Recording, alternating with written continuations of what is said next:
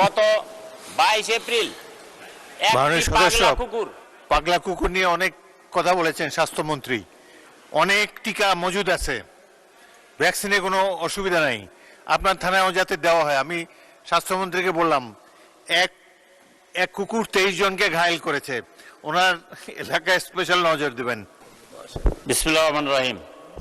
মাননীয় স্পিকার, আপনাকে ধন্যবাদ।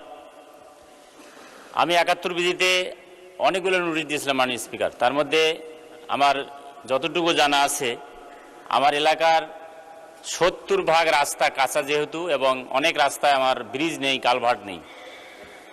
আমি আজকে এই মহান সংসদে দাঁড়িয়ে আপনার মাধ্যমে আমাদের স্থানীয় সরকার মন্ত্রী মহোদয়ের দৃষ্টি আকর্ষণ করছি, সুন্দরগঞ্জ এলাকায় 70% কাঁচা রাস্তা দ্রুত পাকাকরণের ব্যবস্থা উনি গ্রহণ করবেন কিনা, এবং সেই সাথে আমার 15টি ইউনিয়নের মধ্যে অধিকাংশ ইউনিয়নের রাস্তায় ব্রিজ এবং কালভার্ট নেই, সেই ব্রিজ এবং কালভার্ট দ্রুত কিভাবে উনি নির্মাণ করবেন। আমি আজকের সংসদে ওনার কাছে জোর দাবি জানাচ্ছি, অনতি বিলম্বে আমার এলাকায় রাস্তাঘাট পাকাকরণ এবং সেই সাথে ব্রিজ এবং কালভার্টের ব্যবস্থা উনি করবেন। মাননীয় স্পিকার, আমার 15টি ইউনিয়নের মধ্যে বেলকা ইউনিয়ন, এই ইউনিয়নের পাশেই তিস্তা শাখা নদী আছে। এই শাখা নদীতে বিগত ফ্যাসিস্ট আমলের শেষের দিকে একটি ব্রিজ নির্মাণ করা হয়েছিল।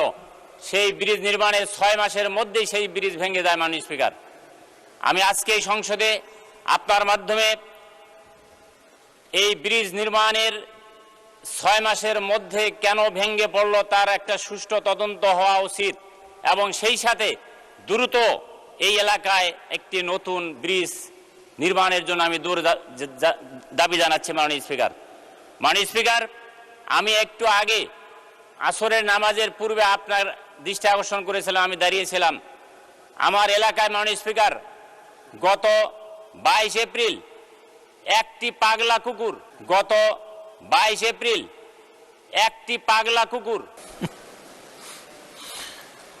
মাননীয় সদস্য, পাগলা কুকুর নিয়ে অনেক কথা বলেছেন স্বাস্থ্যমন্ত্রী।